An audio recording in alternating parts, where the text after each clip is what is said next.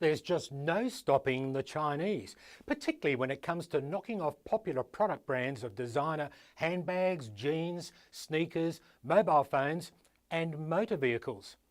Jaguar Land Rover built a $1.8 billion factory in China so it could manufacture and sell its popular Range Rover Evoque there. Then along came Chinese automaker Jianling Motors with its much cheaper $24,000 Landwind X7. Like me, Jaguar Land Rover thought they looked too much alike, so they sued. Intellectual property lawsuits are a long, grueling process in China. Just ask Honda. It took them 12 years to sue little-known Chinese manufacturer for copying its best-selling CR-V SUV. And the payout was significantly less than it was expecting, which sent a clear message to foreign companies about fighting companies in China. In the end, Jaguar Land Rover realised that China's intellectual property laws could not help them either.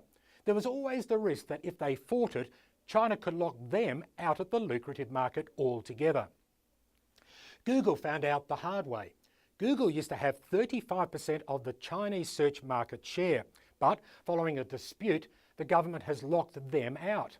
And maybe this is the reason why Apple does not want to sue Xiaomi, a relatively young smartphone company which 5 years ago started offering what it claimed to be an iPhone quality product for less than half the cost. Apple, like Jaguar Land Rover, doesn't want to be locked out of this key market. Now, you have to understand that the Chinese government is different to any other government I know. It's a bit like the grandfather who sits at the family table for dinner. He is revered and respected because he is all-wise, all-knowing, all-powerful, all-safe, and all-protecting. The China government is serious about protecting its own. And at the same time, China is getting serious about intellectual property as it seeks to protect its own inventions around the world.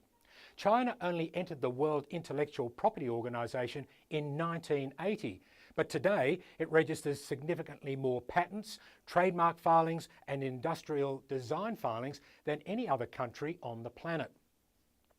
It also holds more aftermarket imaging patents than the rest of the world put together. What started out as a clone or copycat cartridge industry 5 years ago now respects intellectual property rights of the OEMs. And why? Because the manufacturers want to sell products into other global markets. If you want to deal in China, you have to respect the government. If the Chinese want USA or European markets, they must respect their laws. It's all about playing by the rules. Get to know them if you want to win. This has been Just a Minute at rtmworld.com, and I'm David Gibbon.